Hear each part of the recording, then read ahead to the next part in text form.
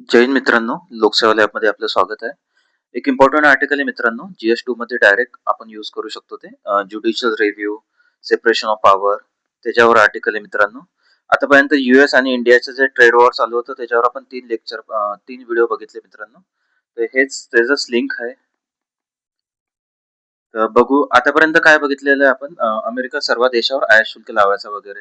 कोणावर 18%, कोणावर 19%, कोणावर 25%, आपल्यावर 18% लावलेलं आहे. अगोदर आपल्यावर 50% होतं, मग कमी कमी करत 18% लावलेलं आहे आता. तर ह्याच्या अगोदर आपण पाहिलं होतं आयात शुल्क वगैरे, रशियाचा तेल, आपण तेल वगैरे तो म्हणत होता व्हेनेझुएलाहून तेल घ्या वगैरे, सगळे अँगल पाहिले होते आपण. ते 3 व्हिडिओ बघून घ्या मित्रांनो तुम्ही, खूप चांगले व्हिडिओ येते. तर ह्याच्या समोरच आर्टिकल लिंक केलेले.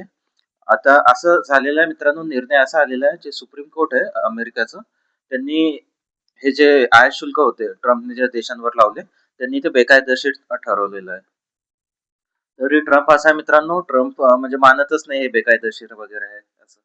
एक मस्त एक इथं पॉइंट दिलेला आहे की बघा एकदा आपण सुप्रीम कोर्ट, आपल्या इथे सुप्रीम कोर्ट कसे, सुप्रीम कोर्टचे जज कसे चूज होता म्हणजे कोलेजियन सिस्टम असते. ते कोलेजियन सिस्टम नंतर ते प्रेसिडेंट कडे जातं वगैरे ते, मग ते म्हणजे त्यांचे नाव सजेस्ट होऊन जातं, ते चूज होऊन जातं. पण बाहेर US मध्ये प्रेसिडेंट नॉमिनेट करतो, मग ते मग ते जातं पार्लमेंट वगैरे मध्ये, मग ते चूज होतं वगैरे सिनेट मध्ये. तर असं असतं. तर असं झालेलं आहे की आपल्या ट्रम्पनीच हे जज वगैरे ट्रम्पनीच बसवलेले, आणि त्याच्या अगोदर पण त्यांनी गर्भपात व स्थलांतर मुद्द्यावर जजनी ट्रम्पच्या बाजूनेच मत मांडलेलं आहे. पण अगोदर पहिल्यांदा असं झालेलं आहे की यांनी ट्रम्पच्या विरुद्ध, जे जज होते त्याच्या विरुद्ध हे केलेलं आहे, म्हणजे ट्रम्पच्या विरुद्ध त्यांनी एक पास केलं आहे. तर ते इथं लेखक तेच म्हणतो की जे जज सरकारच्या, आपल्या इथं पण भारतामध्ये पण तसंच आहे, सरकारच्या फेवर मध्ये जे जजमेंट देतात ते एकदम देशभक्त जज असतात वगैरे. देशभक्त आधी कोणते शब्द वापरले यांनी, देशप्रेमी, महान असे जज असतात ते. पण जे जज जे सरकार असतं त्याच्या विरुद्ध जजमेंट देतात ते देशद्रोही वगैरे असतात असे लोक म्हणतात. तर आपल्या भारताला पण लागू होतं. आपण त्याच्यात नाही जाऊ, आपण जे इम्पॉर्टंट 3 पॉईंट आहे, 1, 2 आणि 3, ते बघूया. पॉइंट असा आहे मित्रांनो, आता सुप्रीम कोर्टने जे युएसचं सुप्रीम कोर्ट आहे त्यांनी बेकायदेशीर ठरवलेलं आहे. तर मग आता असं आहे मित्रांनो की आतापर्यंत अमेरिकेने जितके पण आयात शुल्क लावलेले त्याची त्यांचं काय आहे मित्रांनो, इतके कोणावर 18% लावले, कोणावर 19, कोणावर 25, आणि त्याची परतफेड कशी करायची मित्रांनो. आणि परतफेड कधी करायला बसलो तर $12,000 करोड एवढी रक्कम अमेरिकेला परत करावी लागेल मित्रांनो. ते शक्य आहे का? ओके. आणि कशी करणार वगैरे तेच म्हणजे. आणि ही परतफेड किती आहे मित्रांनो, 1% पूर्ण जीडीपीच्या अमेरिकेचा, म्हणजे ट्रिलियन मध्ये असेल अमेरिकेची जीडीपी, त्याचा 1% खूप जास्त होतो मित्रांनो.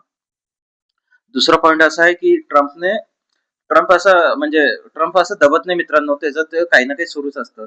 आता बेकायदेशीर ठरवली आयात शुल्क, तरी पण ट्रम्प असं म्हणे की आम्ही मानत नाही आयात शुल्क जे बेकायदेशीर आहे, आम्ही स्वतंत्र 15% आयात शुल्क लावणारच आहे स्वतंत्र. आणि कोणती तरी कलम वगैरेच त्यांनी हे दिलेलं आहे, रेफरन्स दिलेला आहे की एका कलमाच्या आधारे, काही कलमाच्या आधारे आम्ही 15% लावू.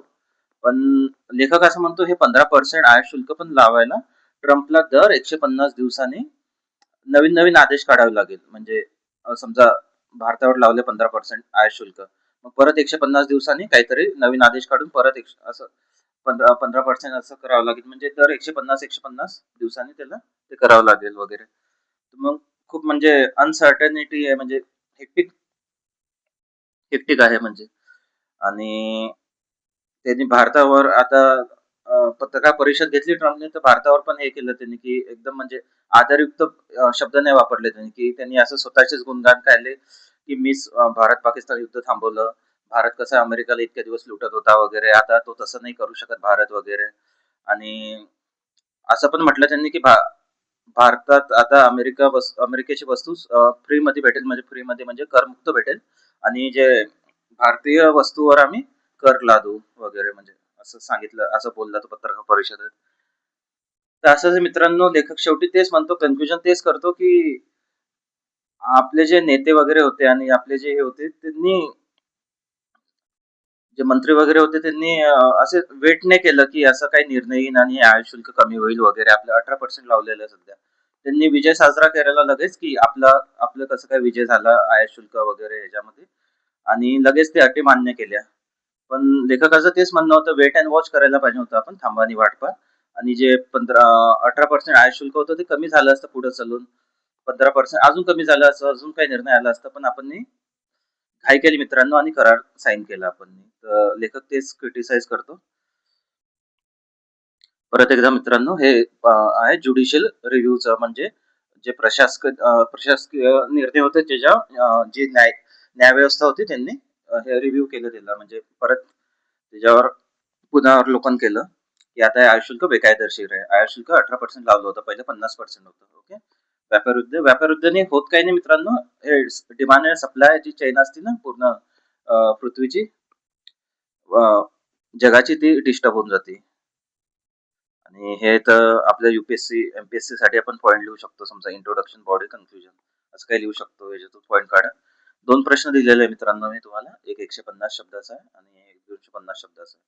प्लीज आन्सर लिहा आणि मला पाठवा माझ्या टेलिग्राम चॅनलवर. मी फ्रीमध्ये इव्हॅल्युएट करून देईन. आणि चॅनलला लाईक करा मित्रांनो, सबस्क्राईब करा. असेच व्हिडिओ घेऊन येईन मी. थँक्यू.